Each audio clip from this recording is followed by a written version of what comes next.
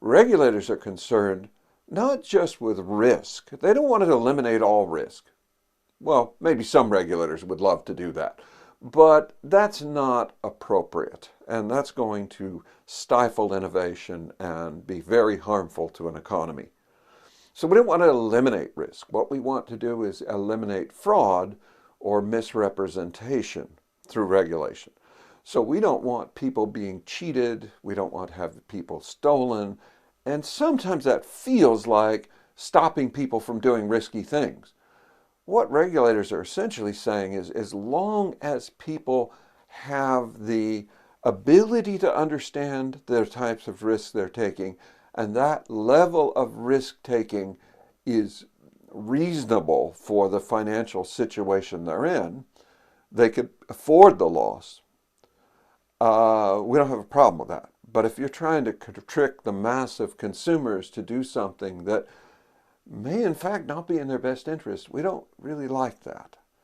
And so many tricky investment schemes are something regulators try to stop because it's a way of extracting a lot of money from people who don't really understand the risk they're taking.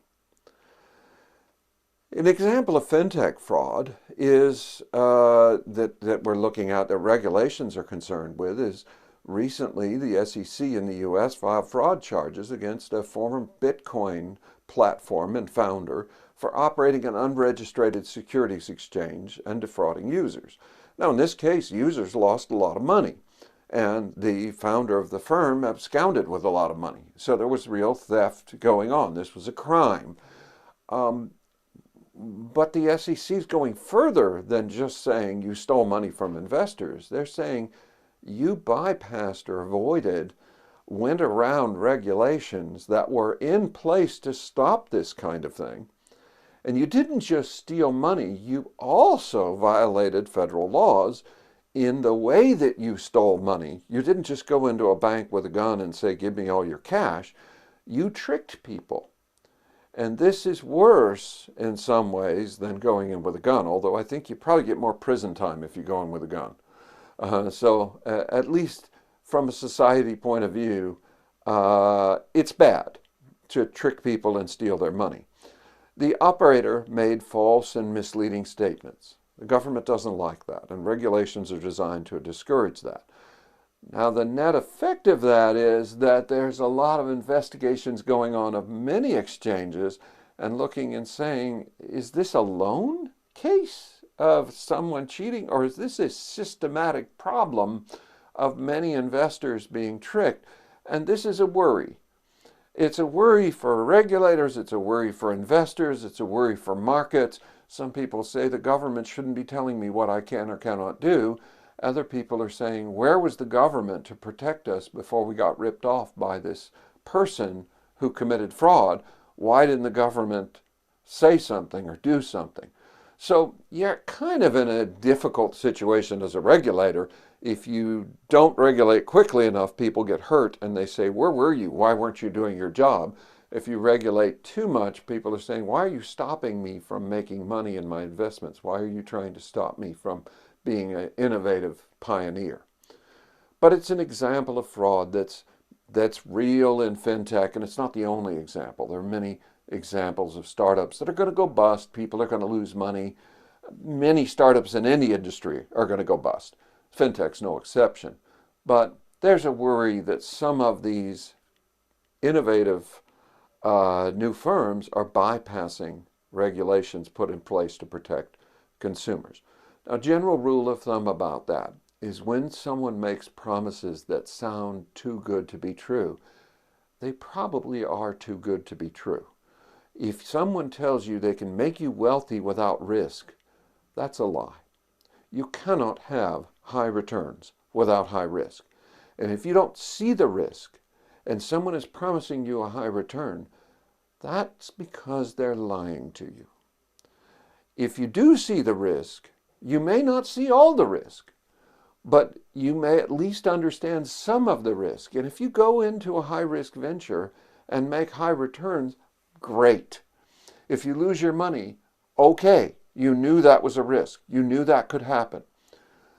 But high returns without risk or with low risk often result in high returns for the promoters and low returns or negative returns for the investors. Be careful. Now that's part of what regulation is designed to do, is to help you to avoid that kind of disaster. Higher risk is not always bad. And fintech firms are clearly more risky than traditional finance firms. But this isn't necessarily bad. Sometimes it is helping us to do things more efficiently, bypass third-party intermediaries. Banks have high margins. They make a lot of profit. Fintech firms are attacking that. That's not all bad. I mean, if you are the bank, you may say, of course that's bad. I like my profits. But if you're an investor, you may say, I have more options. I have more opportunities. I have more alternatives. I can invest more directly with stock markets. I can do more things with other businesses. I can do peer-to-peer lending or other things that enable me to bypass intermediaries. But fraud avoidance is critical. You should and could, well, I don't know should, but you can easily justify accepting the higher risk as long as you understand the risk and as long as the risk is fair given the returns.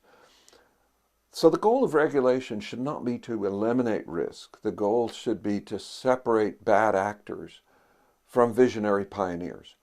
We want to encourage pioneering innovation. We want to encourage new business.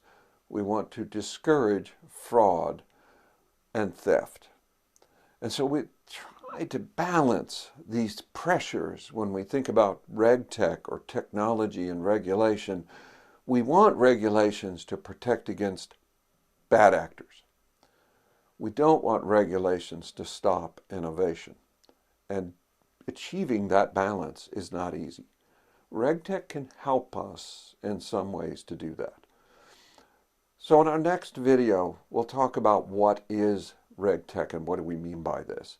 In this video, we just introduce risk, return, and the importance of regulation and security as fundamental principles of banking. Thank you. We look forward to seeing you in our next session.